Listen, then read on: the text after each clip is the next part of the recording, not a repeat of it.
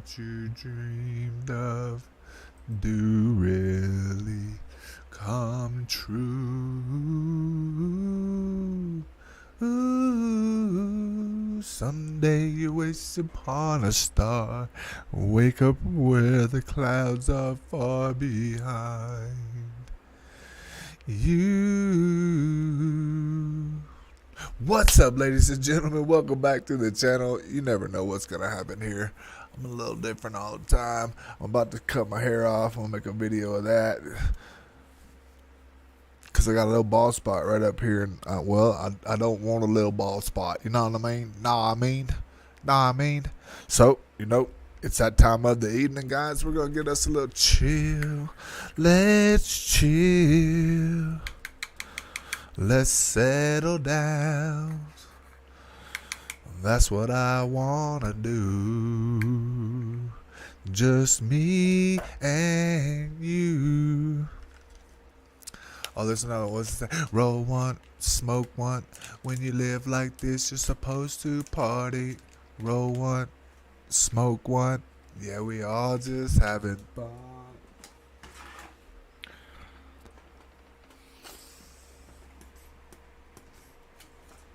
This is my cigar choice. Oh, look at that. You can't even see it because it's green. That is hilarious. That's funny. Can you read it? Mini green. Oh, you can read it. Yep, that's my cigar choice.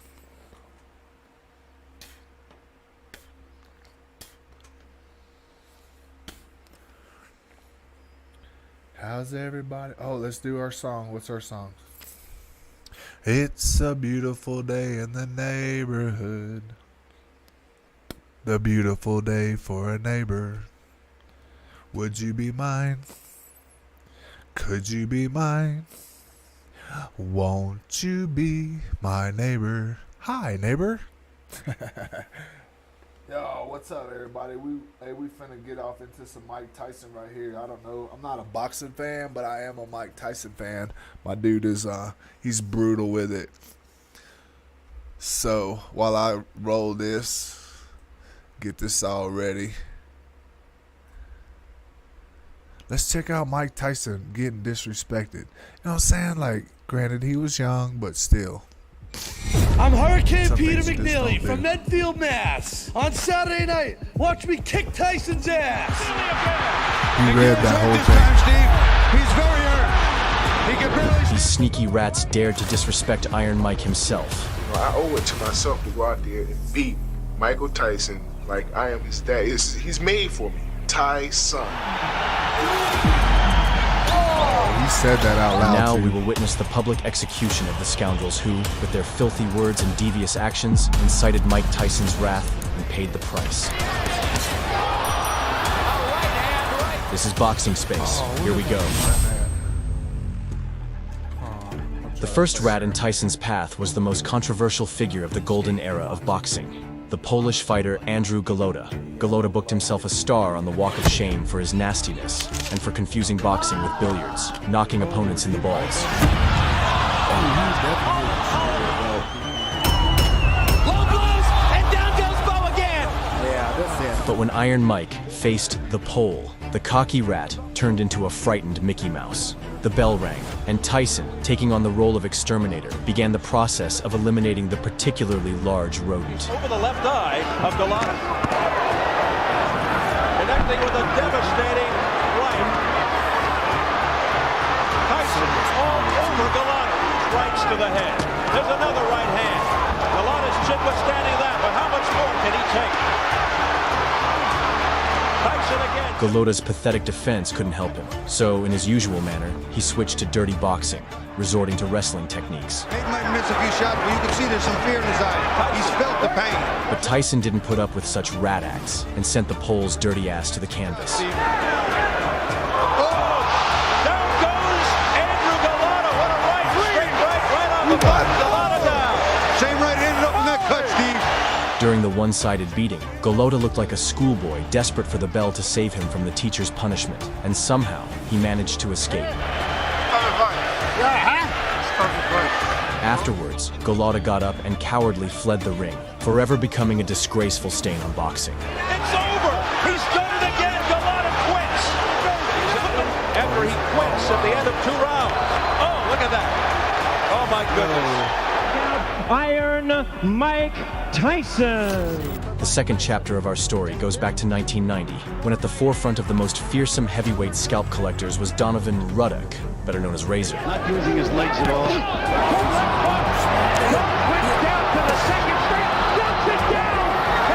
But one day, that like the button, fearsome bro. Hit star that of the like ring button. showed his dark side. After the bell, he treacherously sent his opponent on a date with Morpheus.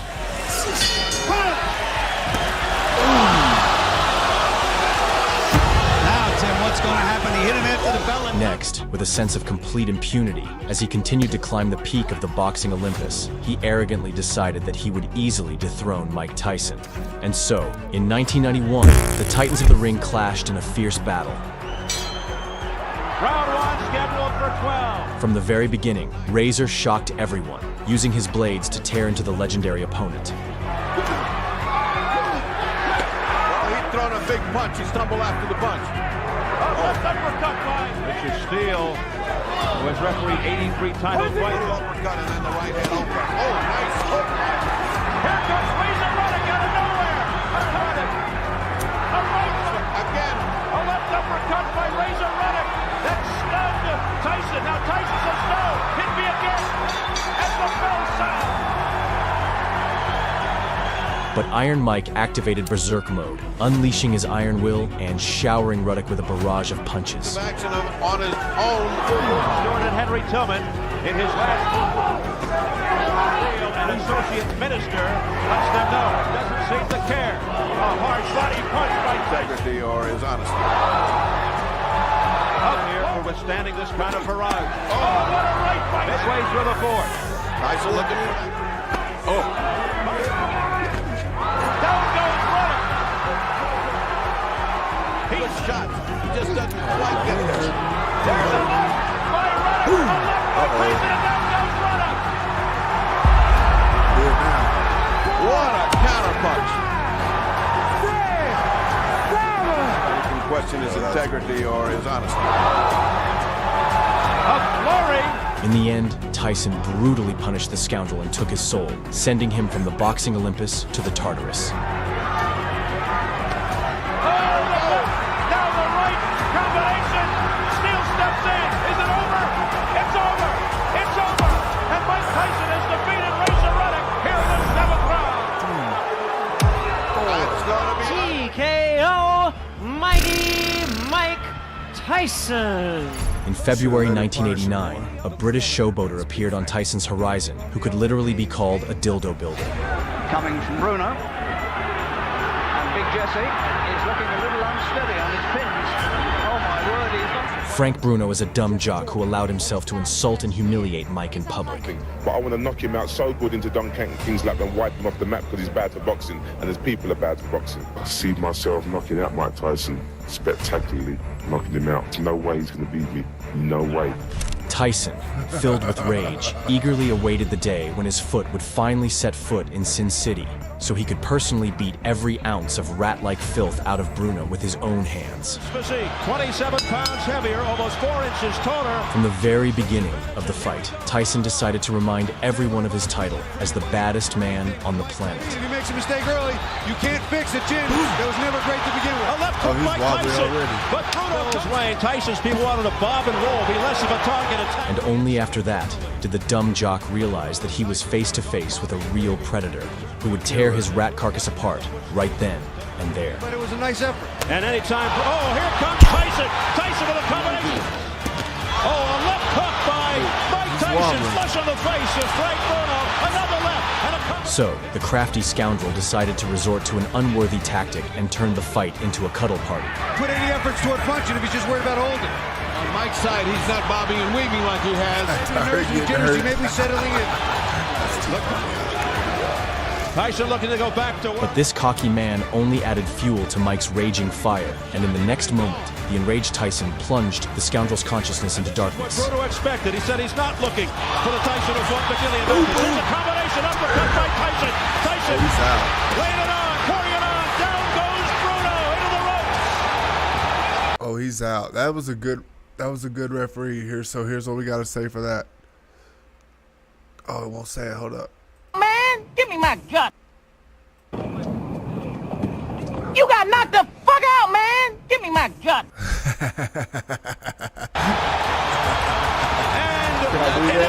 Thus, Mike made him humble forever. Iron Mike Tyson!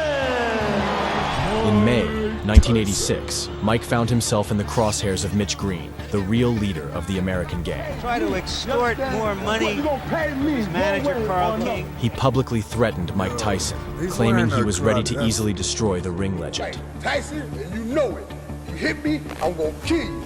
I'm gonna kill you. My last name is Green. It's a sign, it's an omen. Michelle Cicely Tyson, you're mine. Before the fight, Mike's gaze burned with a fierce desire to punish the scoundrel for his audacity. Last fight that we showed you here on HBO. That's between Larry Holmes and Michael Smith. As soon as the bell rang, Tyson immediately took control, leaving the arrogant fool no chance to survive. So we'll see what he does about that against Mitch. Reluctant to go full swing 10 rounds. I had that same experience when I fought my first 10 round in Baltimore. And again, Mike Tyson bolting out of his corner right on top. To Tyson, because Tyson's going straight ahead. He's coming straight ahead. Please get tie a fighter up. Is to at least clear your head, or either to throw his Customata with his career period. About the head. Eager to fully punish the scumbag, Mike decided to slowly and painfully beat the crap out of him, turning the ring into a true torture chamber. Can be learned in talking to some of the people he fought. Look at here. Just laughing at him. Not getting any type of respect from Mike Tyson, mainly because he's not making a fist when he throws his punches. Good left. That was And shot. I mean, Tyson there, good uppercut. Tyson had against Tillis. And what a shot. That is an awesome shot. That was just a jab. Thus, Mike brutally punished the gang leader. Here again. Oh, what a left hand. Another day in the classroom. Big left hand to end things. Mike Tyson. Oh, he didn't knock him out. I didn't want to knock him out or anything. I wanted to put a lot of pressure on him and make him decide himself whether to give up or not. He wouldn't get knocked out. If he get hit on the chin, he can't see the punch, and he will say, "Oh, I didn't see the punch. I got knocked out." But 2 years later, Mitch decided to arrange an unofficial rematch, which took place right on the street. The gang leader showed up to face Tyson, determined to answer for his words. But Tyson, with a single punch, added a splash of red to Green's face.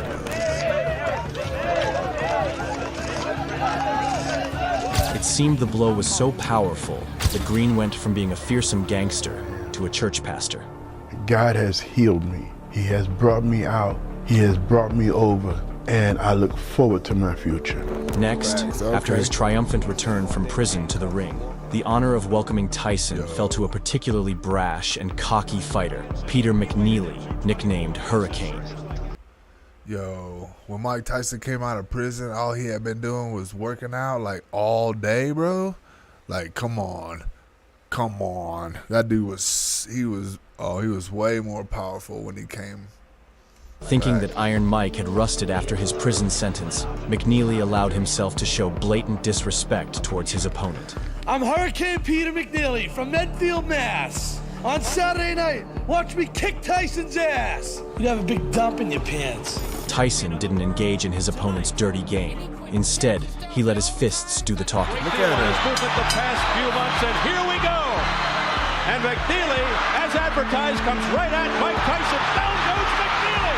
Seconds into the first round. McNeely, eager to live up to his nickname, rushed to destroy his opponent, but was immediately met with a dose of sedation from Tyson. Seconds into the fight, McNeely on the canvas.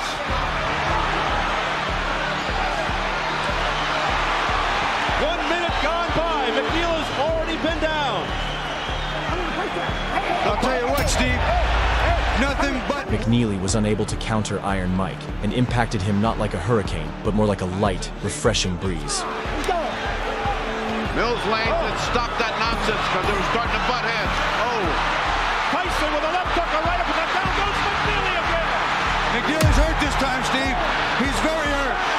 He can barely stand. In the end, the king of boxing quickly brought McNeely down from the heavens, turning him into a fallen angel and adding another scalp of a brazen victim to his highlight reel. You got knocked the fuck out, man! Give me my... At first, it appeared as if I don't McNeely... care. It's The first obstacle It's funny. on Mike Tyson's path to glory was the WBC champion named Trevor Berbick. Berbick had a notorious reputation as a dirty fighter, often resorting to underhanded tactics, such as hitting his opponents in the back of the head, showing no regard for their health. You don't turn and run away. Moreover, he was known for sending Muhammad Ali into retirement, inflicting significant damage on the health of the greatest. Just above us. Berbick is pounding everything in to level him. Always could take a punch, but now he's in trouble. Yep, he looks like he's in trouble. Trevor Berbick. Well, there you have it. Trevor Berbick. These reasons were more than enough for 20-year-old Mike to mercilessly tear Berbick apart in the ring. Easier said than done, but if he can, then he can be in the hunt. It's no surprise that the fight was called Judgment Day, as from the very start, Mike began delivering retribution with his fists, punishing Berbick. How does every punch land? Tyson's punches even sound. Trevor Berbick, we should point out, has been down twice. There's another big shot by Tyson. Berbick in a heap of trouble. Down he goes. That's no punch wasted right there. Punches are coming in such a succession that... But Berbick, attempting to show that his opponent's punches were harmless, allowed himself to taunt the baddest man on the planet, effectively signing his own death sentence.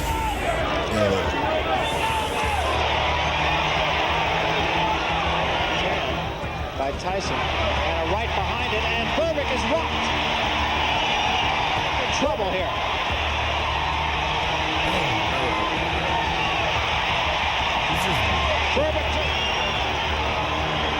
But in the end, Tyson mercilessly punished the impudent fool for all his sins, causing Berbick to lose his sense of direction in the ring and making Tyson the youngest champion in the history of the heavyweight division.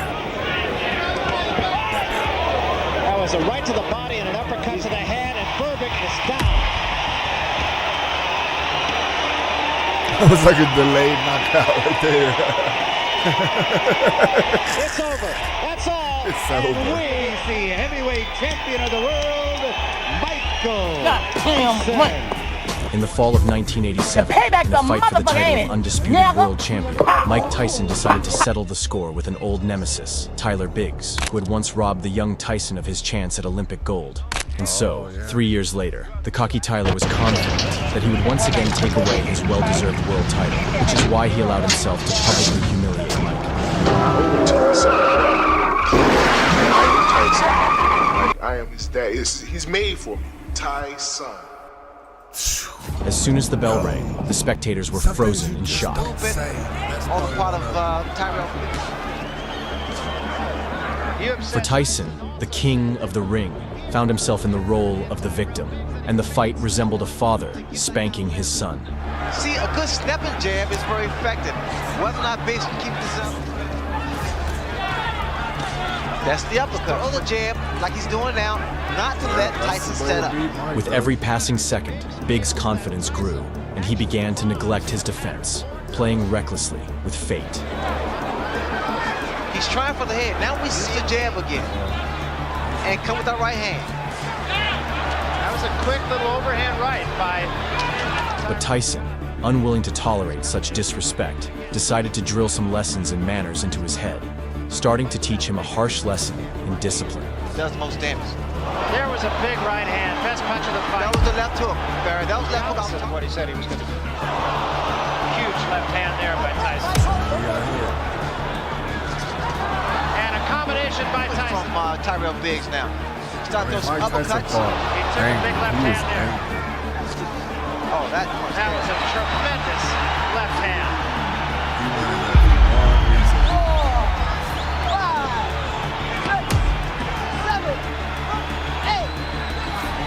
And from there, Iron Mike relentlessly pummeled the arrogant upstart until he was sent to meet Morpheus. This is it. He is gone right now. He has no legs. And 10 seconds to go in a round. There's a left hand. He's down again. It's over. It's all over. And it wasn't even close. Tyson just killed him, bro. He just killed him. The final stop in our story was July 1987. Carl Williams, eager to make a name for himself, confidently proclaimed that he was superior to Tyson in every aspect. However, he failed to acknowledge that 17-year-old Mike was just starting his ascent in boxing, while 23-year-old Carl already had 11 professional fights. And the very next day, I came in the gym with a different attitude towards him. I went into the ring and I busted him up. But just 6 years later, that young guy had already claimed the title of undisputed world champion. And so, in 1989, the time for retribution had arrived. Straight across here, Tyson. Wait a minute. From the very beginning, Carl tried to keep the beast at a distance. Beforehand. Okay, so let's get this straight. You went in there in a sparring match, and you think you busted up Mike Tyson. So then you decided that, oh, I busted him up in a sparring match. I got it, bro. I would feel the safer for him if he would back off and have a look at Tyson. But Tyson only needed one punch. He hasn't done that tonight. I wonder if that's a change of plan with it. Oh, what a left hook. Well, he certainly wasn't cold, Jim. In fact, it looks like Carl Williams has been knocked cold in the first round. Is he going to count him out or let him go on? And that's how Tyson got revenge on his offender. Iron Mike Tyson. Friends, today we've shared the list of madmen who dared to disrespect Mike Tyson and paid a heavy price for it. Things you just don't do, I guess. One is disrespect Mike Tyson, because that's probably not respect like, Mike Tyson. Boxing Space was with you. Thanks for watching. Do, I guess, huh? Okay. Well, things you just don't do. Never piss off Mike Tyson. How Tyson became the youngest heavyweight. Hollow Earth.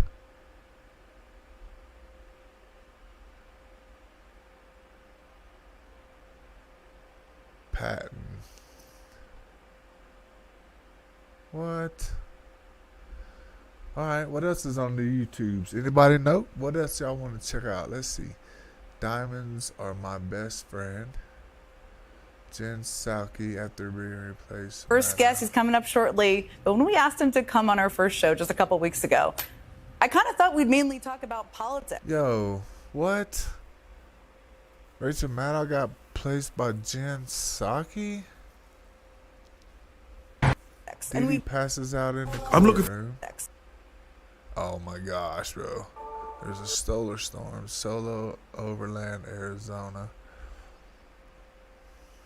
I don't know. What else comes So I'm saying we order this live every night. No matter what it is. 20 things only those who grew up in the 1980s remember. What?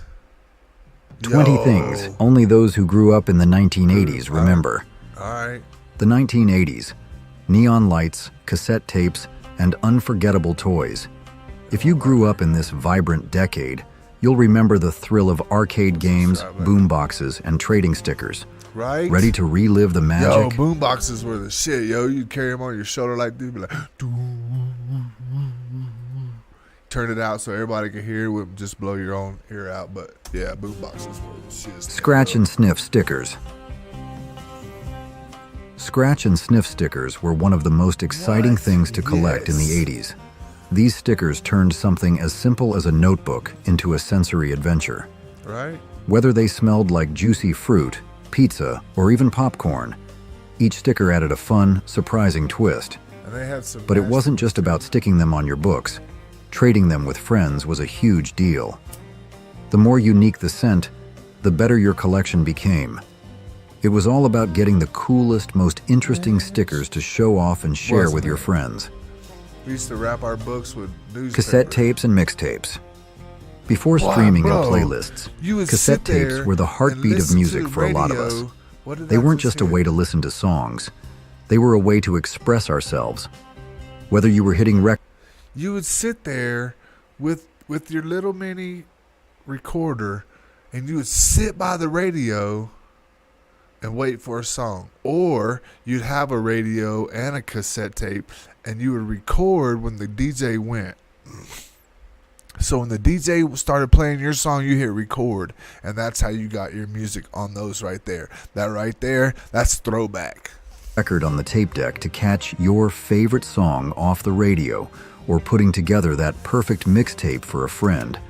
Those little plastic tapes had a special place in our hearts. Right. They were personal, a soundtrack to our lives, and a way to share memories through music. And of course, there's always that whole,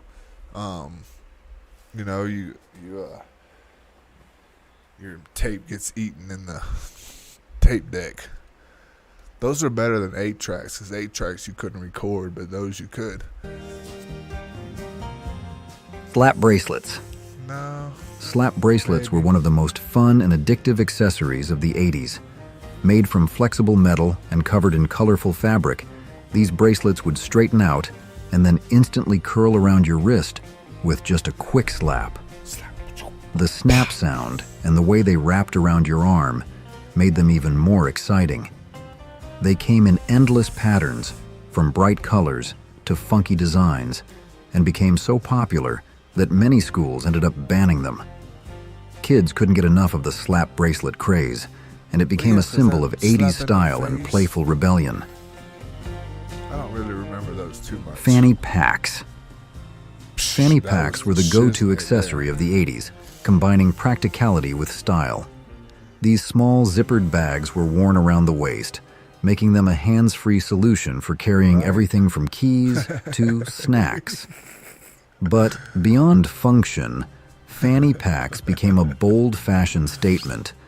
With their bright neon colors and eye-catching designs, they were a must-have for anyone wanting to rock that retro vibe. Whether you were at the mall or a concert, the fanny pack was there to hold your essentials while making sure you looked cool doing it. Walkman. Walkman changed the game for music lovers. It was a portable, sleek little device that let you take your tunes anywhere. Pop in your cassette, throw on those foam-covered headphones, and suddenly, you had your own personal soundtrack. It wasn't just a gadget, it was a symbol of freedom, a way to carry your music with you all the time. And that's why you had mixtapes. It makes sense, right? You got mixtapes because you had a Walkman. You had to have a tape for it. And what better way than make your own? Go buy that $20 tape. You could go buy a $2 blank tape and record your own music. And let's be real, it was a status symbol too. If you had a Walkman, you were cool. It was the 80s equivalent of owning the latest tech. Arcade games.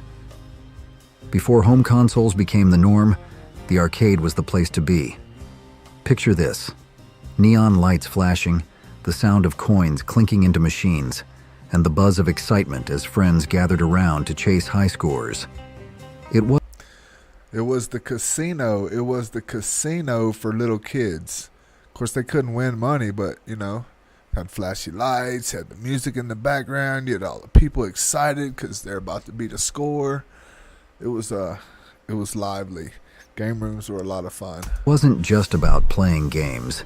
It was about the experience, the energy, and the competition. Arcades were where you went to hang out, challenge your buddies, and show off your skills. It was a social hub, and every new game felt like an adventure waiting to happen. I think track and field was one of my favorites. 'Cause you got that Blockbuster knife, video man. rentals. Going to Blockbuster was more than just picking out a movie. Wow. It was an event. The whole family would pile into the car, head to the store, and spend what felt like hours wandering the aisles, debating over which film to pick. Yeah, no doubt. The anticipation built as you searched for the perfect movie, and you couldn't leave without grabbing some popcorn to complete the experience. And let's not forget. Yeah, I got banned from going to the grocery store. I don't know if my aunt and uncle, y'all ever watched this. They told me to go pick out a movie from Blockbusters, so I went and picked out a movie called The Stupids. If you haven't seen it, you gotta watch it. It's hilarious, but it is stupid. Forget those "Be Kind Rewind" stickers. Every time you saw one, it was a reminder to rewind the tape before returning it. It was all part of the charm of movie night in the 80s. Rubik's Cube. The Rubik's Cube was more than just a puzzle. It was the ultimate challenge of the 80s. With its vibrant colors and twisting complexity, it became a worldwide craze. Some people became experts, solving it in seconds, while others spent hours, or even days, trying to crack the code. It wasn't just a game, it was a trend. Yeah, I couldn't Whether do it sat on your desk, was tossed in your backpack, or you carried it around just to show you were part of the cool crowd, owning a Rubik's Cube was like being part of a global club. Yeah. Trapper Keepers. I had 2 ways to complete a Rubik's Cube. Number 1, you're going to peel the stickers off. Number 2, you're going to tear it apart and put it back together. The Trapper Keeper was more than just a binder. It was a statement. With its bold, vibrant designs and that satisfying Velcro closure, it instantly became the must-have item for any student. Carrying a Trapper Keeper wasn't just about keeping your papers organized. It was about showing off your style. Picking out the perfect one was almost like a back-to-school ritual. Whether it was covered in neon colors, wild patterns, or your favorite cartoon characters, having the right Trapper Keeper made you the envy of your classmates. Which iconic 1980s item did almost every kid have? Cabbage Patch Kids, Walkman, Rubik's Cube, Trapper Keeper. Leave your answer in the comments below. The correct answer will be revealed. Which minigame, which iconic 1980s item did almost every kid have? Cabbage Patch Kids, Walkman, Rubik's Cube, Trapper Keeper. It's either going to be the Walkman, the Rubik's Cube, or the Trapper Keeper. Probably the Trapper Keeper because everybody went to school. Not everybody had a Walkman. I don't know. What do y'all think? At the 30th minute of this video, Atari 2600. Before the Nintendo Entertainment System took over, the Atari 2600 was the video game console that brought gaming into living rooms. Games like Pong, Frogger, and Space Invaders became instant classics.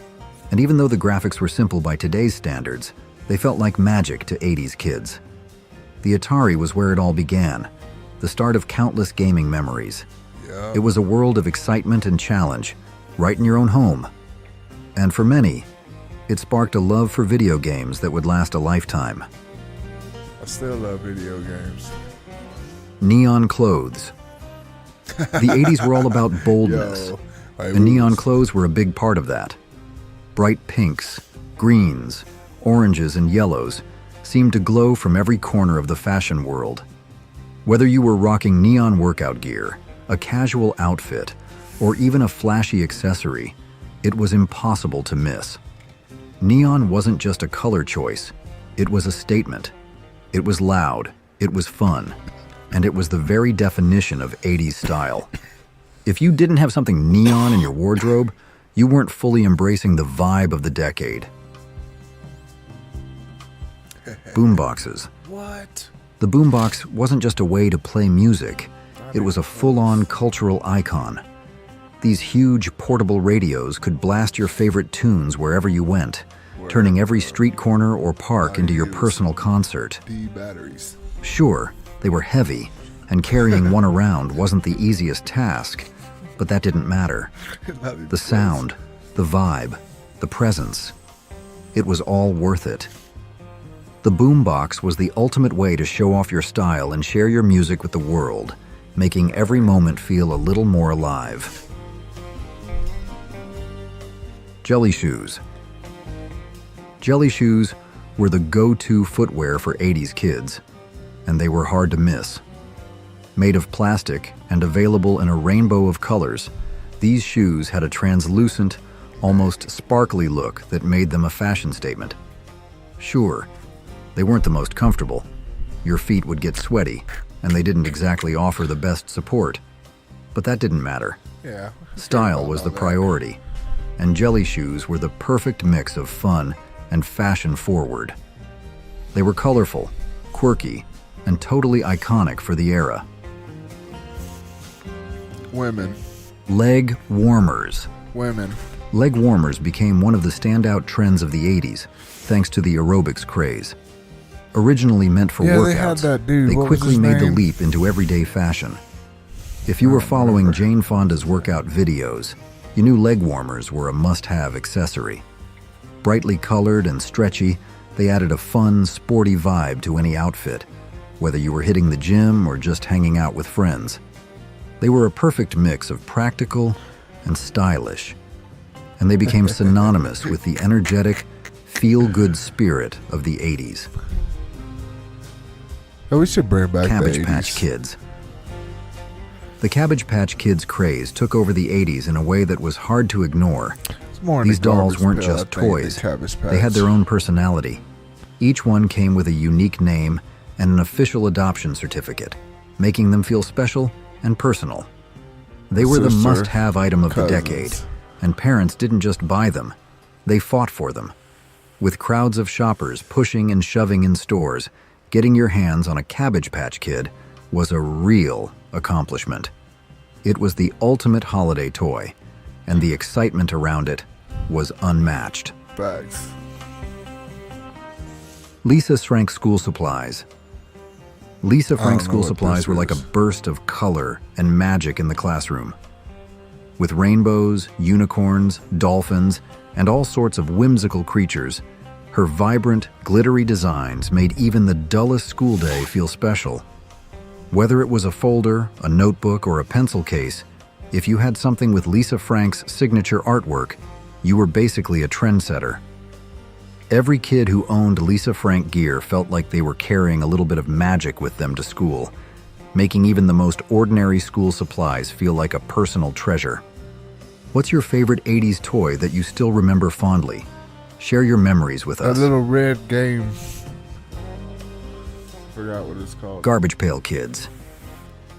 Garbage Pail Kids trading cards were the perfect mix of gross-out humor and clever wit. They were basically the opposite of the sweet, adorable Cabbage Patch Kids. Yeah. These cards featured characters with names like Atom Bomb and Leaky Lindsay, each one more ridiculous and hilarious than the last. With their over-the-top, grotesque designs and pun-filled names, they quickly became a must-have collectible for kids. Collecting them wasn't just about getting the full set. It was about having the most bizarre, laugh-out-loud cards to show off to your friends. It was humor with a twist, and it was totally addictive. Yeah. Polaroid cameras. Those were fun. In the 80s, Polaroid cameras were pure magic. Instead of waiting for photos to be developed, you got instant results. Whether it was family moments or goofy selfies, these cameras turned every snapshot into a keepsake. And Shake that thing let's till not it's forget the ready best to part, go. shaking the picture as it developed. It became a ritual, adding to the excitement of watching the image appear right before your eyes.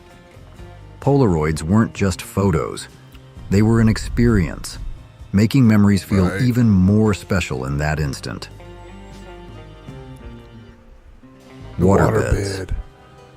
In the 80s, owning a waterbed was the ultimate symbol of luxury and cool. Right. These wavy mattresses were seen as futuristic and a little extravagant, A like little. something out of a sci-fi movie. Sure, they were tricky to move, and you always had to worry about leaks, but that didn't matter. It did. Having a waterbed meant you were living large, You'd and it spend felt like the hours height filling of that comfort thing up, and man. style. It was more than just a bed. It was a statement piece, a slice of 80s opulence. Friendship pins. Yeah, I remember those. Friendship pins were tiny but meaningful symbols of connection in the 80s. These little colorful pins were like mini pieces of art that kids proudly decorated their shoelaces, backpacks, and jackets with. They weren't just accessories. They were a way to show loyalty and friendship. Trading them with friends became a fun tradition, each pin representing a bond or memory. Whether they were quirky designs or simple symbols, friendship pins helped you wear your heart on your sleeve, quite literally. One from every friend. Viewmaster. The Viewmaster was like a little window to another world. You'd slide a reel into the viewer, look through the lenses, and click the lever to cycle through a series of 3D images. Whether it was exotic places, cartoons, or even educational adventures, it turned every experience into a mini escape. It was simple, yet magical. Nothing fancy, but it had a way of sparking your imagination and making you feel like you were right there in the scene. It was a favorite childhood toy that transported you to places far beyond your living room. That was a pretty good one. Caboodles. Every 80s girl knew that a caboodle was a must-have. These pastel-colored plastic organizers were the perfect blend of style and function, holding everything from makeup to hair accessories. With multiple compartments and trays, they helped keep things neat while adding a pop of color to any room. Caboodles weren't just about organizing. They were an essential part of your personal space, a reflection of your style, and a way to keep all your essentials in one place. They were the ultimate way to stay organized, all while looking chic. A tackle box for women's stuff. Glowworms. Glowworms were the ultimate bedtime buddy for 80s kids. They were too. These soft, cuddly toys had a special feature, a face that would light up, offering a gentle glow to help chase away any nighttime fears. Whether you cuddled up with it for comfort or used it as a nightlight to guide you through the dark, the glowworm became a trusted companion. It was like having a little friend by your side, making bedtime feel a bit cozier and less scary. Kids loved them, and they became a beloved part of many childhoods. E.T. craze. Oh, yeah. When E.T. the Extraterrestrial hit theaters, the world went completely E.T. crazy. The lovable alien wasn't just a movie character. He became a pop culture phenomenon. Wait a minute. Everywhere you look. Isn't that a Mandela effect? I don't know. Did he say that? I remember him saying that. There were E.T. plush toys, lunch boxes, and even Reese's Pieces. The alien's favorite snack kids couldn't get enough, reenacting the iconic bike flying scene and endlessly quoting E.T. Phone Home. The movie sparked a wave of E.T. mania, making him a household name and turning every bit of merchandise into a must-have. The film's magic didn't just stay in the theaters, it became a part of everyday life.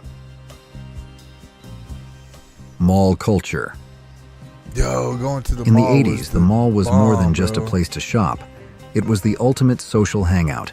You didn't even go Neon shopping. lights lit up storefronts, That's what you went and the for air right there. buzzed with excitement from the sound of Video arcade games. games in the corners. Teenagers would meet up with friends, cruise the food court, or window shop for the latest trends. Malls became the heart of social life, a spot where you could catch up with friends, check out the newest styles, or just hang out. Right. It wasn't just about buying And you could things. smoke in the It was mall. where the culture of the It was a 80s truly crazy came time. alive.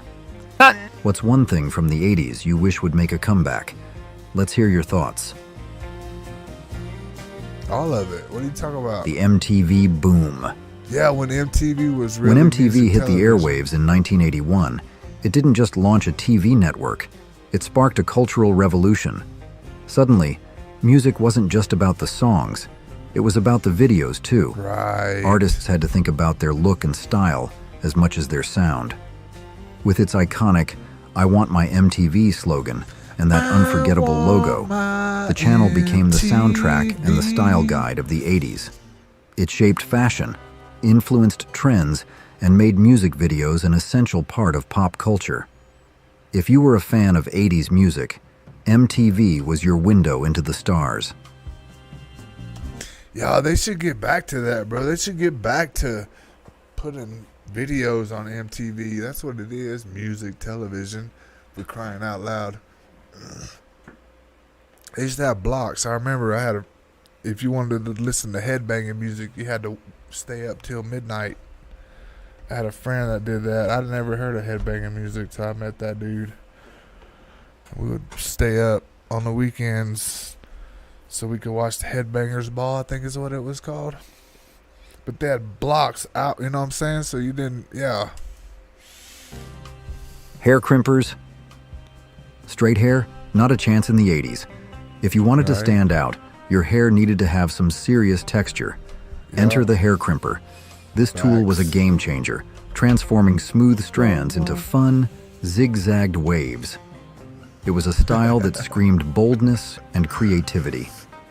Of course, no 80s hair look was complete without teased bangs piled high and a heavy dose of hairspray to keep it all in place. Oh, and they had some Crimped hair became the go-to look for anyone wanting to rock that bigger, bolder style the 80s were known for. Hair, the cooler you were. Paper fortune tellers. Paper fortune tellers, also called cootie catchers, brought simple fun to every recess. I don't know if I could Folded make from it paper, they offered playful predictions about the future. Kids decorated them with colorful designs and filled them with fortunes, ranging from silly to mysterious. Whether it was about who you'd marry or your secret talent, these creations turned an ordinary sheet of paper into a magical game of chance. The Oregon Trail. In the 80s, the Oregon Trail turned computer class into an unforgettable adventure. This iconic educational game gave kids a glimpse into the struggles of pioneer life, blending history with gameplay. From hunting buffalo to fording treacherous rivers, every decision could make or break your journey. Players faced challenges like dysentery, wagon mishaps, and running out of supplies, making survival a real test of strategy. For many, it wasn't just a game. It was an introduction to teamwork, problem solving, and the thrill of making it to Oregon. Choose your own adventure books. Yeah, my cousin was big. Choose your own adventure books brought a whole new level of excitement to reading in the 80s. These interactive stories handed the reins to the reader, allowing you to make decisions that shaped the outcome. Read them more than once. Would you explore the hidden like a whole cave bunch of times. or turn back to safety? Like, because you could go right every time, then you could go right, left, right, left, right, left. Then you can go left every time, then you can go left 2 times, right 1 time. You know what I'm saying? Like, it was just a never-ending. Each choice led to a new twist, keeping readers on the edge of their seats. The thrill of navigating alternate paths and discovering unexpected endings made these books impossible to put down. For kids of the era, they turned reading into a personal adventure every time. Koosh balls. Koosh balls were the ultimate 80s toy that combined... It's so amazing how we can be so different, right? Like my dad and my brother. No, my dad and his brother.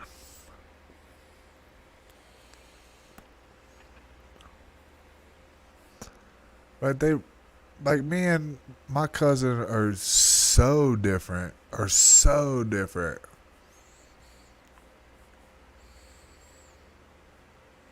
Still good people.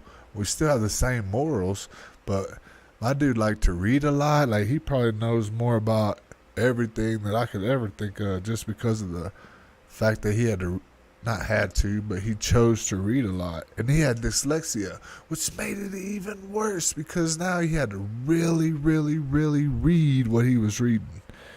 Couldn't just skim through it like we can.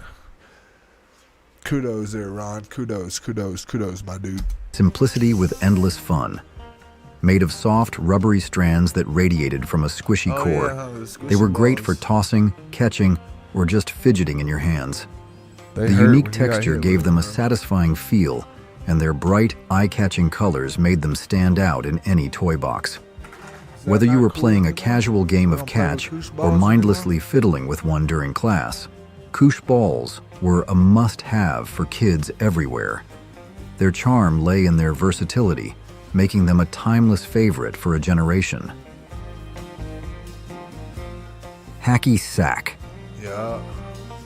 Hacky sacks were the ultimate test of coordination and teamwork on 80s playgrounds. My dad was a These Frisbee small, guy. bean-filled balls became a cultural phenomenon, inspiring kids to see how long they could keep it in the air using only their feet.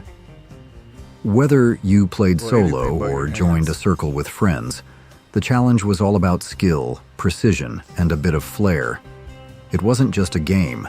It was a way to show off tricks, bond with others, and pass the time during recess. Simple yet addictive, the hacky sack became a symbol of fun and creativity for an entire generation. That looks like a modern day picture there. Troll dolls. Troll dolls were everywhere in the 80s, with their wild, colorful hair and big, expressive eyes. These tiny, quirky figurines quickly became a must-have for kids, sparking a wave of collecting. Whether you believed they brought good luck or just loved their odd charm, troll dolls were a fun and funky part of childhood. Their spiky hair and cute, mischievous faces made them stand out from other toys. From keychains to stuffed animals, no matter where you looked, troll dolls were there, spreading a little bit of whimsy and joy throughout the decade. Chia Pets. Chia Pets took the 80s by storm with their catchy jingle, Chia. These quirky clay figurines grew green hair when watered, creating a fun and oddly satisfying experience. Yeah, right. Whether you had a classic Chia Pet, a lamb, or even a design inspired by E.T., the magic was in watching the sprouts come to life. Kids and adults alike loved the novelty of growing something with their own hands. Chia Pets were more than just a fad. They were a playful, low-maintenance way to bring a little greenery and personality into your home. Pogo balls. Pogo balls were the ultimate test of balance and coordination in the 80s. The toy featured a plastic platform with a rubber ball in the middle. To use it, you'd stand on the platform and try to bounce while keeping your balance. No easy feat. At first, it was tricky to master, but once you got the hang of it, you felt like you could conquer anything. Whether showing off your skills at recess or just having fun at home, Pogo balls gave kids the thrill of bouncing around while building their balance and confidence. Sweet Valley High books. The Sweet Valley High book series captured the essence of teen drama in the 80s and early 90s. It followed the lives of identical twin sisters, Jessica and Elizabeth Wakefield, as they navigated the ups and downs of high school, friendships, and romance. That wasn't in my repertoire. Jessica was the popular, outgoing twin, while Elizabeth was the more thoughtful and responsible one, making for constant drama and intrigue. I didn't do it for fun. The books were packed with love triangles, rivalry, and life lessons, making them an essential part of many young readers' lives. They were the ultimate escape into a world of high school drama and glamour. Sweet Valley High. Sliding across floors in socks. Thanks to Risky Business and Tom Cruise's iconic scene, every kid in the 80s had to try sliding across the floor in socks. It was the ultimate way to mimic movie coolness. You'd take off your shoes, gather all the courage you had, and then glide across the floor like you were in a music video. It didn't matter if you were on hardwood, tile, or carpet. The goal was to feel just like Tom Cruise. But if you were on hardwood and you sprayed it with some pledge, man, you could slide like be gone, like not even realize it. Uh-oh, what happened? Why is it not playing? I didn't do anything different. Effortlessly cool and ready for anything. It became a rite of passage for many, with a mix of laughter and maybe a few slips along the way. Bonnie Bell lip smackers. Bonnie Bell lip smackers were an essential part of 80s childhood. These flavored lip balms weren't just for moisturizing. They became a cool accessory and a social must-have. Kids traded them like trading cards, with flavors ranging from classic strawberry to the beloved Dr. Pepper. The packaging was colorful and fun, and each flavor had its own following. Whether you wore it for the flavor or to show off your collection, Bonnie Bell lip smackers connected kids across schoolyards, making them a fun, sweet way to express style and start conversation. Oh yeah. See, y'all couldn't handle this, right? Y'all couldn't handle this nowadays because we'd be like, here, try it. Stations. Reebok pumps. Reebok pumps were the ultimate status symbol in the 80s. Facts. I remember These those. sneakers didn't just look cool, they gave you the power to customize the fit. With the press of a button on the tongue, you could inflate the shoe's inner chambers, giving your foot a snug, personalized fit. It was a futuristic concept that felt like you were walking on air. While they came with a hefty price tag, That was like owning I a pair of remember that. I Reebok think that pumps like was a joke. totally worth it. The design was sleek, the tech was groundbreaking, and rocking those shoes was like declaring, "I've made it." Whether for basketball or just to show off on the streets, they became the ultimate flex. See, I was a Nike kid. I don't remember if I had the Reebok pumps. I think because I was, you know what I'm saying? I was a Jordan kid, guy. I'm not even finna lie. Shit, Nike all the way and would throw a fit. Candy cigarettes. Candy cigarettes were a controversial yet hugely popular treat in the 80s.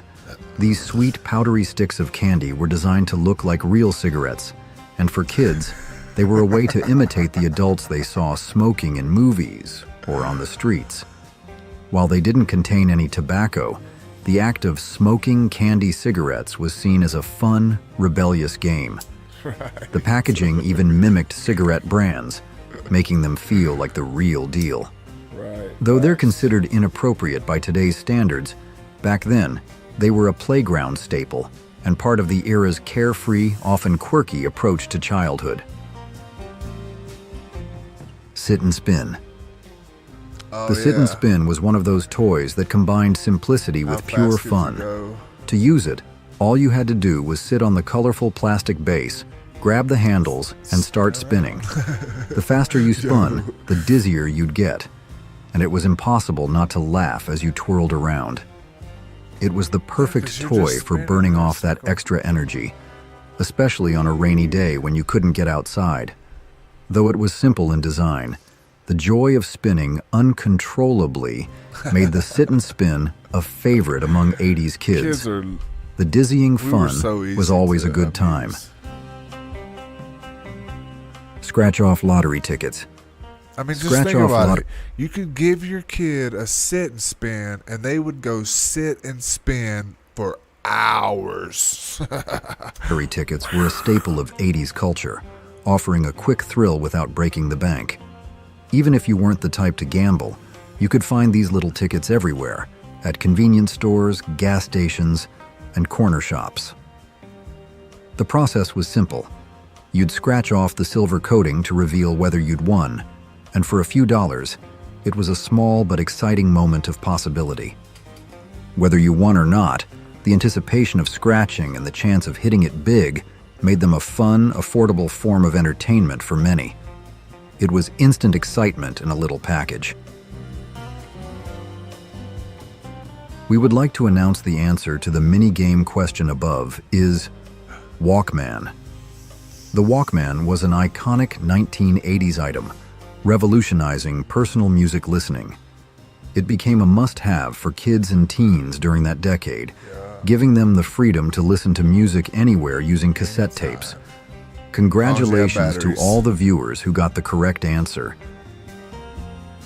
The 20 best artists and bands of the 1980s. Yeah, Jackson. Ever wonder why the 80s sound keeps making a comeback? From hit TV shows to viral TikTok trends, the music of that decade is everywhere. It's a sound that defined a generation and continues to resonate with new audiences today. So, who were the musical masterminds behind this 80s explosion? I know that group. Ozzy Osbourne.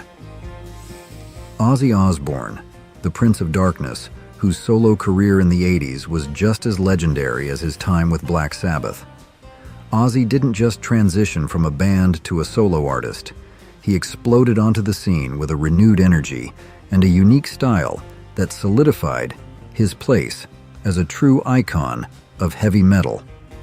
His 1980 solo debut, Blizzard of Oz, was a revelation. It wasn't just a continuation of Black Sabbath, it was something fresh and exciting. Ozzy's songwriting took a new direction, and his outlandish stage persona captivated audiences worldwide. You know, they He say wasn't about just a old boy. singer, he was a performer, a showman who embraced the theatrical side of rock and roll. Ozzy's success wasn't just about his personality, it was about the incredible musicians he surrounded himself with. Guitarists like Randy Rhoads, Jake E. Lee, and Zakk Wylde brought their own unique talents to the table, creating a powerful and dynamic sound that defined Ozzy's solo career. Throughout the 80s, Ozzy released a string of classic albums, each one building on the success of the last. He became the most recognizable and successful solo act in heavy metal, a testament to his talent, his charisma, and his ability to connect with audiences on a visceral level. Tears for Fears. Kurt Smith and Roland Orzabal, the creative force behind the band, had an incredible talent for crafting catchy anthemic hits that resonated with audiences worldwide. When you think of iconic 80s songs, it's impossible not to think of Tears for Fears. Tracks like Shout and Everybody Wants to Rule the World became instant classics, capturing the spirit of the decade and securing their place in music history. These songs weren't just catchy tunes, they were powerful statements with thought-provoking lyrics that explored themes of social anxiety and political unrest. The band's 1985 album, Songs from the Big Chair, was a monumental success. It spawned multiple chart-topping singles and showcased the band's musical depth and emotional range. To this day, it's considered their defining masterpiece and a must-listen for any fan of 80s music. While the band's focus has shifted away from creating new music, both Kurt Smith and Roland Orzabal remain active under the Tears for Fears banner. They continue to tour and perform their classic hits, captivating audiences with their energetic stage presence and timeless music. Madonna. Madonna's music was a fusion of pop, dance, and electronic elements, creating a sound that was both infectious and innovative. But it wasn't just her music that made her a star. It was her image, her attitude, and her willingness to challenge societal norms. She embraced her sexuality, her femininity, and her power, inspiring a generation of women to do the same. The 80s were Madonna's launching pad to superstardom. Hits like a Virgin, Material Girl, and La Isla Bonita became anthems of the decade, dominating the airwaves and MTV. These songs weren't just catchy tunes, they were cultural statements that challenged traditional notions of female sexuality and identity. Madonna's music videos were equally groundbreaking. They were mini-movies that pushed the boundaries of visual storytelling, often incorporating provocative imagery and social commentary. She used her platform to address issues like religion, sexuality, and gender equality, sparking conversations and challenging societal norms. Madonna's influence on pop culture is immeasurable. She redefined the role of the female pop star, paving the way for countless artists who followed in her footsteps. She embraced her individuality, her sexuality, and her power, inspiring generations of women to be confident, independent, and unapologetically themselves. And the incredible thing is, Madonna's career hasn't slowed down. She has continued to evolve and reinvent herself throughout the decades, constantly pushing creative boundaries and remaining a relevant force in the music industry. She is a true icon, a testament to the power of creativity, ambition, and self-expression. There's a lot of symbolism in that. Guns N' Roses. A band that epitomized the raw energy and rebellious spirit of 80s rock. They weren't just musicians, they were a force of nature that injected a shot of adrenaline into the music scene and helped shape the sound of arena rock for decades to come. Their 1987 debut album, Appetite for Destruction, was a game changer. It was a raw, powerful, and unapologetically loud record that captured the hearts and minds of a generation hungry for something real. It launched them into superstardom and solidified their place as one of rock's all-time greats. Think of iconic rock anthems, and Guns N' Roses will instantly come to mind. Reunion tour when they Songs came like back Sweet and Child of opened up Mine, at the, Welcome to the Jungle, and Paradise City became instant classics, blasting from radios and MTV, defining the sound of the late 80s. These tracks weren't just catchy, they were rebellious, energetic, and full of attitude. The band's lineup, Axl Rose's powerful vocals, Slash's iconic guitar riffs, Duff McKagan's driving bass lines, Izzy Stradlin's rhythm guitar, and Steven Adler's drumming, their chemistry was undeniable, and their live shows were explosive, filled. Yeah, it kind of sucks that they had that little incident or whatever. But man, they came back, bro, and I guess that day Axl broke his foot, so they had to wheel him out in a big old king chair. I don't know if any of y'all ever been there, but man, he was huge, and they just wheeled him out, and he kind of sat in the chair the whole time. And then that dude with the hair, the guitar player, came out, bro, and that crowd went insanely wild. With raw energy and a sense of danger. Guns N' Roses' impact on rock music is undeniable.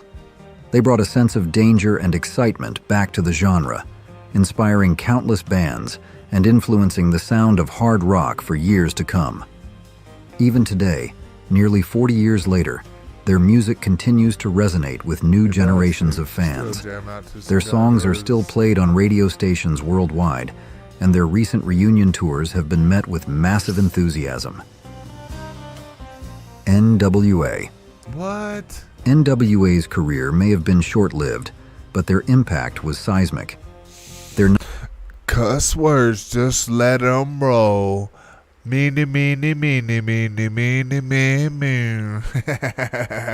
1988 debut album, Straight Outta Compton, was a game-changer. Straight Outta Compton. It was a crazy motherfucking name, Ice Cube. A raw, unflinching portrayal of life in Compton, California, and it challenged the status quo in a way that no other hip-hop album had before. The group's lineup, Ice Cube, MC Ren, Eazy-E, DJ Yella, Dr. Dre, and Arabian Prince, was a force to be reckoned with. Their lyrics were powerful, their beats were innovative, and their attitude was undeniable. They brought a new level of intensity and authenticity to hip-hop, and their music resonated with a generation that felt marginalized and unheard. Songs like The Police, Straight Outta Compton, and Gangsta Gangsta became anthems for a generation. They were controversial, they were confrontational, but they were also undeniably powerful. They sparked conversations about race, poverty, and police brutality, and they forced the world to pay attention to the realities of life in marginalized communities. NWA's influence extended far beyond the 80s. Their sound and their attitude became a blueprint for countless hip-hop artists, and their impact can still be felt in the music industry today. Dr. Dre and Ice Cube went on to have incredibly successful solo careers, further solidifying their place as legends in the hip-hop world. Different routes. Def Leppard. What? Emerging from the new wave of British heavy metal, Def Leppard quickly made a name for themselves with their unique blend of hard rock and heavy metal. But it was their savvy move towards a more commercial and pop-infused sound that catapulted them to superstardom. Albums like Pyromania in 1983 and Hysteria in 1987 became absolute monster hits.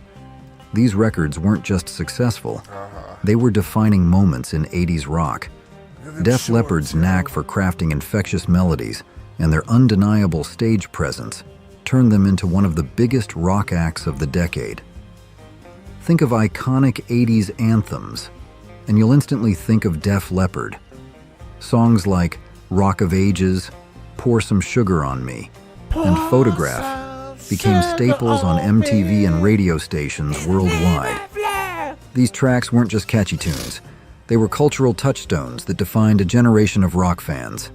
The band's lineup, Joe Elliott on vocals, Phil Collen and Vivian Campbell on guitars, Rick Savage on bass, and Rick Allen on drums, became legendary. Their story of resilience, particularly Allen's inspiring comeback after losing his arm in a car accident, only added to their appeal. Def Leppard's success hasn't faded with time. Their recent stadium tours have proven that their music remains as relevant and powerful as ever. New generations of fans are discovering their classic albums, and the band's energetic live shows continue to draw huge crowds. Man, that's some poofy ass The Police. While they had tasted success in the late 70s, it was the 80s that saw the Police reach the pinnacle of their career. What did they say? Albums like Zenyatta Mondatta, Ghost in the Machine, and Synchronicity became massive hits, showcasing their ability to blend elements of pop rock, reggae, and new wave into a cohesive and captivating sound. The Police's music was intelligent and sophisticated, but it was also incredibly accessible. Their songs were filled with catchy melodies, intricate harmonies, and a driving rhythm section that was second to none. Stuart Copeland's drumming was a force of nature. Andy Summers' guitar work was both inventive and melodic, and Sting's vocals and songwriting were the glue that held it all together. Like these Think of iconic 80s songs, and you'll undoubtedly think of The Police. Tracks like Message in a Bottle, Every Breath You Take, and Don't Stand So Close to Me became instant classics, dominating the airwaves and cementing their place in music history. These songs showcased their ability to write both infectious pop hits and introspective, emotionally resonant ballads. The Police's impact on the music scene was profound.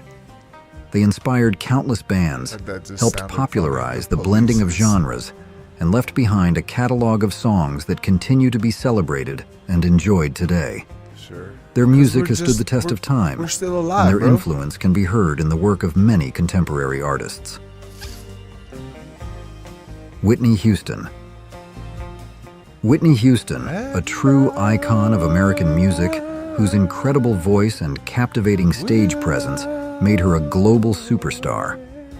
Her rise to fame in the 80s was nothing short of meteoric, and her impact on the music industry continues to be felt today. Whitney's early albums, Whitney Houston and Whitney, showcased her incredible vocal talent and set the stage for her future success. These records were filled with catchy pop tunes and powerful ballads that highlighted her range and ability to connect with audiences on an emotional level. But it was her 1987 album, Whitney, that truly launched her into the stratosphere of pop stardom. The album featured the mega hit, I Wanna Dance with Somebody Who Loves Me, a song that became an instant classic and captured the spirit of the 80s like few others. It was a song that made you want to get up and dance, and it showcased Whitney's infectious energy and undeniable star power. Whitney's music wasn't just about catchy tunes, it was about her incredible voice. She had a range and power that few singers could match, and her ability to convey emotion through her singing was truly remarkable. Her ballads, like I Will Always Love You, became timeless classics that showcased her vocal prowess and her ability to connect with audiences on a deep emotional level. Even though Whitney tragically passed away in 2012, her legacy continues to shine brightly. Her music remains as popular as ever, and her influence can be heard in the work of countless singers today. Prince. Prince's career exploded in the 80s, a decade that saw him release a string of iconic albums that showcased his incredible talent and his boundless creativity.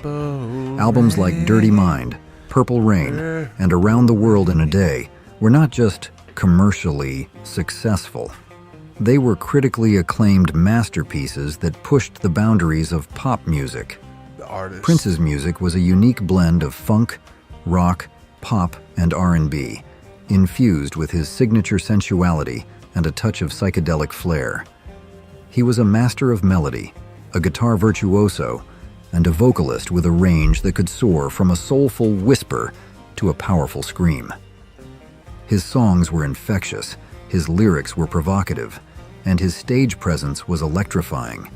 Hits like Let's Go Crazy, When Doves Cry, and Kiss became anthems of the decade, defining the sound of 80s pop and inspiring countless artists. Prince's influence on music is immeasurable. He broke down barriers between genres, challenged societal norms with his androgynous image and sexually charged lyrics, and inspired generations of artists to be bold, creative, and unapologetically themselves. His incredible work ethic was legendary. From 1978 to 2015, he released an astonishing 39 studio albums, constantly experimenting with new sounds and pushing his creative boundaries. He was a true innovator, a musical chameleon who could effortlessly shift between genres and styles. Even after his untimely passing in 2017, Prince's music continues to inspire and captivate audiences. His posthumous album, Welcome to America, released in 2021, further showcased his genius and his relevance in today's musical landscape. The Cure. At the heart of The Cure was the enigmatic frontman, Robert Smith, whose creative vision guided the band's unique sound and aesthetic. Early albums like Faith, Pornography, and The Top showcased The Cure's ability to blend the raw energy of post-punk with undeniably catchy pop melodies. This distinctive sound resonated with a generation of music fans who were looking for something different, something deeper than the mainstream. The release of Disintegration in 1989 marked a turning point for The Cure. This album propelled them from underground heroes to a mainstream phenomenon. The album's atmospheric soundscapes and emotionally charged lyrics resonated with a wider audience, cementing The Cure's status as a musical force to be reckoned with. But The Cure's success didn't stop there. Hits like Friday I'm in Love continued to climb the charts in the following decades, solidifying their place in popular culture. Their music transcended genres and generations, capturing the hearts of fans worldwide. Even today, The Cure remains a vital and influential band. They continue to tour extensively, playing to sold-out arenas and captivating audiences with their powerful live performances.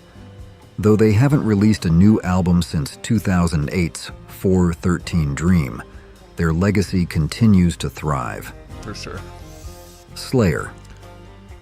Let's talk about Slayer, a band that truly embodies the raw power of 80s thrash metal.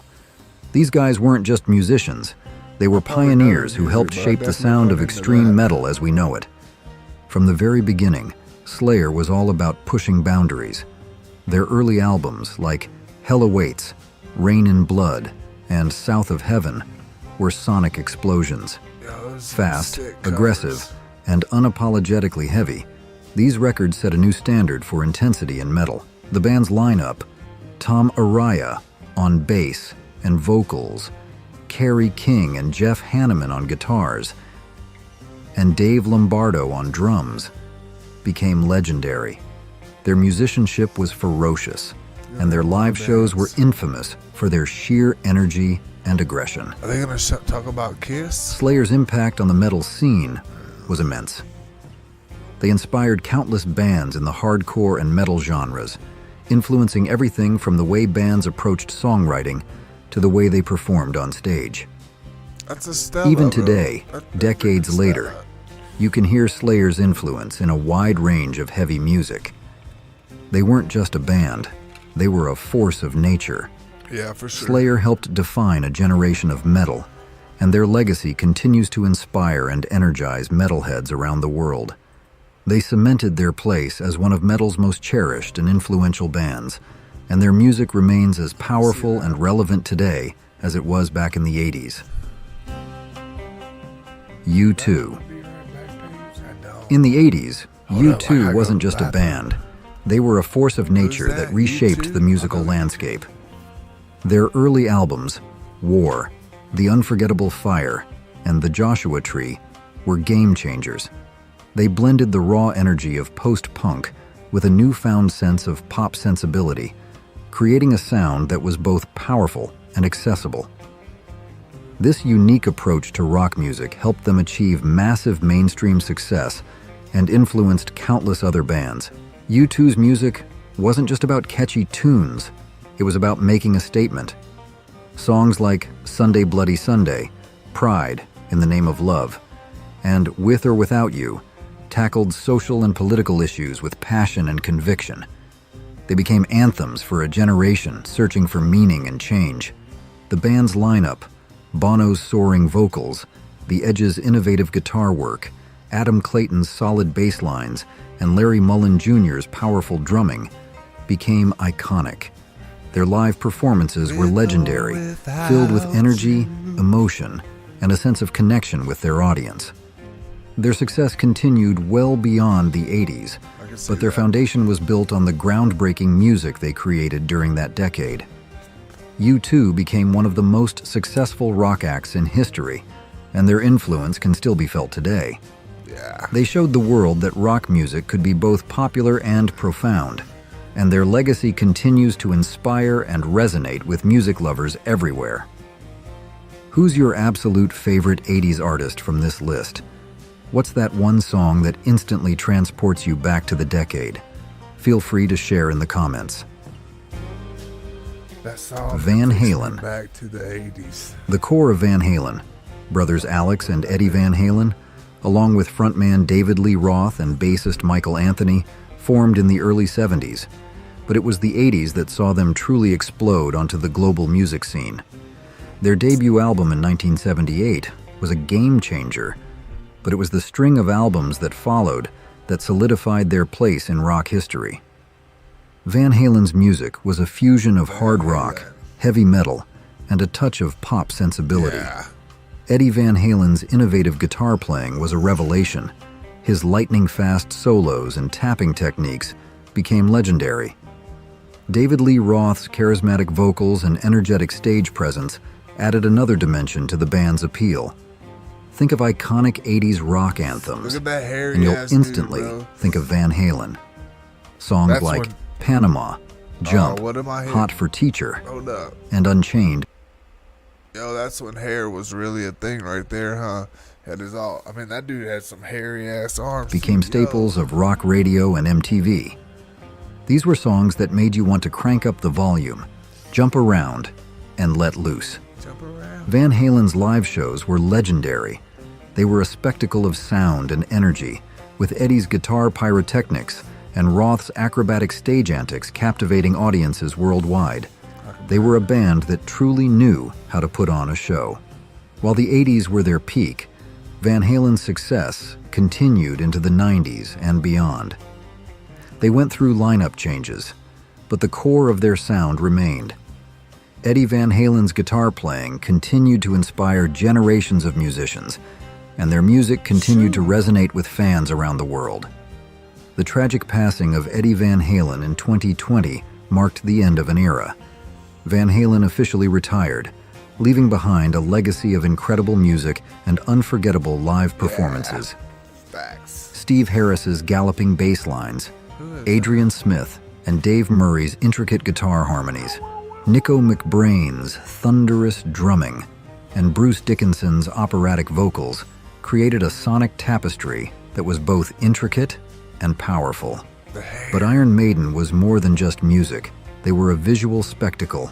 Their iconic mascot, Eddie, became a symbol of the band's rebellious spirit and their embrace of the theatrical side of heavy metal. Their stage shows were legendary, filled with pyrotechnics, elaborate set designs, and Dickinson's captivating stage presence. Iron Maiden's impact on the metal scene was immense. They inspired countless bands, helped define the sound of multiple metal subgenres, and built a loyal fan base that spans generations and continents. Their music continues to resonate with fans around the world, and their influence can be heard in the work of many contemporary metal bands. Michael Jackson. Michael Jackson, the king of pop, a true icon whose music, dance moves, and sheer stage presence transcended boundaries and captivated the world. His journey from child prodigy in the Jackson 5 to global superstar is a testament to his incredible talent, his unwavering dedication to his craft, and his ability to connect with audiences on a profound emotional level. Michael Jackson's solo career in the 80s was nothing short of a phenomenon. Albums like Thriller and Bad shattered records, becoming the best-selling albums of all time and defining the sound of pop music for a generation. These albums weren't just collections of songs. They were cultural events that transcended musical genres and captivated audiences of all ages and backgrounds. Michael's music was a fusion of pop, R&B, funk, and rock, infused with his signature energy and his innovative approach to songwriting and production. His voice was instantly recognizable, his dance moves were mesmerizing, and his music videos were groundbreaking works of art that pushed the boundaries of visual storytelling. Think of iconic 80s songs, and you'll undoubtedly think of Michael Jackson. Hits like Billie Jean, Beat It, Thriller, and Man in the Mirror became anthems of the decade, dominating the airwaves and MTV. These songs weren't just catchy tunes. They were cultural touchstones that transcended musical genres and became part of the global lexicon. Michael Jackson's influence on music and popular culture is immeasurable. He revolutionized the music video as an art form, broke down racial barriers in the music industry, and inspired generations of artists with his innovative approach to music and performance. His music continues to be celebrated and enjoyed by fans around the world, and his legacy as one of the greatest entertainers of all time is secure. Even though Michael tragically passed away in 2009, his music continues to live on. That's some kind of symbol. What is that symbol? Why is he covering his eye? There's something there. What is it? Anybody know? I know you know. Type it in the comments. Why is Michael Jackson covering his eye? His songs are timeless. His dance moves are still imitated, and his influence can be felt in the work of countless artists today. Tom Petty and the Heartbreakers. Tom Petty, a true songwriting legend, left an indelible mark on the music scene, both through his solo work and his incredible journey with the Heartbreakers. While their roots stretched back to the mid-70s, the 80s were a pivotal decade for Tom Petty and the Heartbreakers. They achieved critical and commercial success with albums like Southern Accents, which showcased their ability to blend classic rock and roll with a touch of Southern charm. This album featured hits like Don't Come Around Here No More and Rebels, which became staples of rock radio. Tom Petty's solo debut, Full Moon Fever, further solidified his status as a songwriting powerhouse. This album, released in 1989, featured some of his most iconic songs, including Free Fallin', I Won't Back Down, and Runnin' Down a Dream. These tracks became anthems for a generation and showcased Petty's ability to craft timeless, relatable songs that captured the spirit of American rock and roll. Tom Petty and the Heartbreakers were more than just a studio band. They were a phenomenal live act. Their concerts were legendary, filled with energy, passion, and a deep connection with their audience. They toured extensively throughout the 80s and beyond, building a loyal fan base that appreciated their authenticity and their dedication to their craft. Did I miss any iconic 80s bands or artists that deserve a spot on this list? Let me know in the comments. Metallica. Metallica's rise to fame in the 80s was nothing short of meteoric. Their albums, Ride the Lightning, Master of Puppets, and Justice for All became instant classics, defining the sound of thrash metal and influencing countless bands. These albums weren't just collections of songs. They were sonic journeys, filled with complex arrangements, blistering guitar solos, and James Hetfield's signature growl. Metallica's music wasn't just about aggression, it was about exploring complex themes of anger, alienation, and social injustice. They tapped into the frustrations of a generation, giving voice to those who felt marginalized and misunderstood. Their music became a soundtrack for rebellion, a cathartic release for those who felt the weight of the world on their shoulders. The band's lineup, James Hetfield on vocals and rhythm guitar, Lars Ulrich on drums, Kirk Hammett on lead guitar, and Cliff Burton, who tragically passed away in 1986, on bass, was a force to be reckoned with. Their chemistry was undeniable, their musicianship was impeccable, and their live shows were legendary.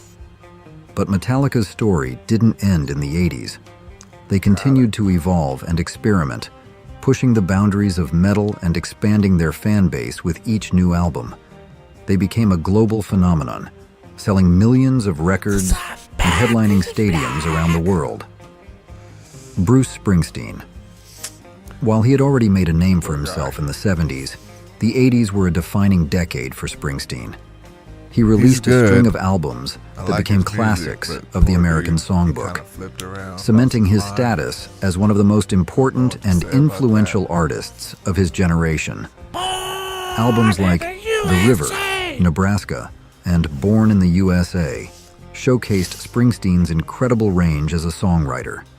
He could write anthemic rockers that filled stadiums, introspective ballads that touched the heart, and poignant stories that captured the struggles of working-class America. His music wasn't just about catchy melodies. It was about the human experience.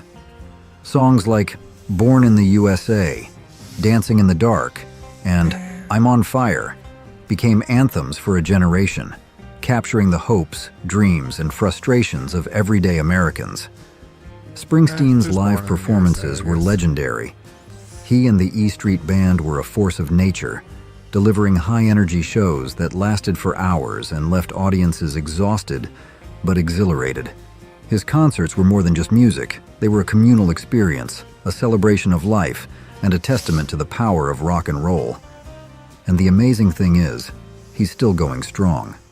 Bruce Springsteen and the E Street Band continue to tour and make music, proving that his music is timeless, and his connection with his audience is as strong as ever. His latest album, Only the Strong Survive, released in 2022, shows that he's still got the magic touch, still able to create music that moves and inspires. Please comment 1 to let me know you'll be watching this video until the end. Tina Turner. Tina's music was a unique blend of genres. She seamlessly fused R&B, rock, and soul, creating a sound that was both powerful and soulful, gritty and glamorous. Her voice was her instrument, a powerful force that could convey a range of emotions, from vulnerability to fierce determination. The 80s saw Tina's career reach new heights. Hits like What's Love Got to Do With It, The Best, and We Don't Need Another Hero became anthems of the decade, showcasing her incredible vocal range and her ability to connect with audiences on a deep emotional level. Her music wasn't just about singing, it was about storytelling, about expressing the joys and struggles of life with raw honesty. Tina's stage presence was legendary. She was a dynamic performer who commanded attention with her every move. Her energy was infectious, her dance moves were electrifying, and her voice filled every corner of the arena. She was a true entertainer who knew how to captivate an audience and leave them wanting more. Yeah, for sure. Tina's influence extended far beyond the music industry. She was an inspiration to women around the world, a symbol of strength, resilience, and self-empowerment. She broke down barriers and defied expectations, proving that age is just a number and that passion and talent can conquer any obstacle. Even though Tina sadly passed away in 2023, her legacy continues to shine brightly. Her music remains as powerful and relevant as ever, and her influence can be felt in the work of countless artists today. She was a true pioneer, a trailblazer who paved the way for generations of female artists. Depeche Mode. Depeche Mode's lineup, Dave Gahan, Andy Fletcher, Alan Wilder, Martin Gore, in the early years, were masters of their craft. They embraced synthesizers and electronic instruments, pushing the boundaries of what was possible in pop music. Their sound was both futuristic and deeply emotional. capturing the anxieties and aspirations of a generation coming of age in a rapidly changing world. The 80s were a defining decade for Depeche Mode. They released a string of albums that became instant classics, showcasing their ability to craft catchy melodies, thought-provoking lyrics, and innovative soundscapes. They weren't just making music, they were creating an atmosphere, a mood, a feeling that resonated with millions of fans around the world.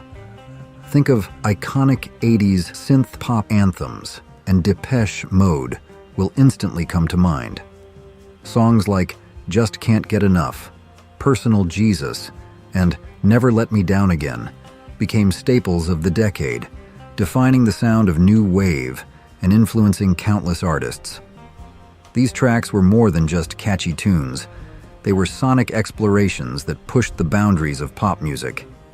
Even though Andy Fletcher sadly passed away in 2022, Dave Gahan and Martin Gore continue to carry the Depeche Mode torch, creating new music and touring the world.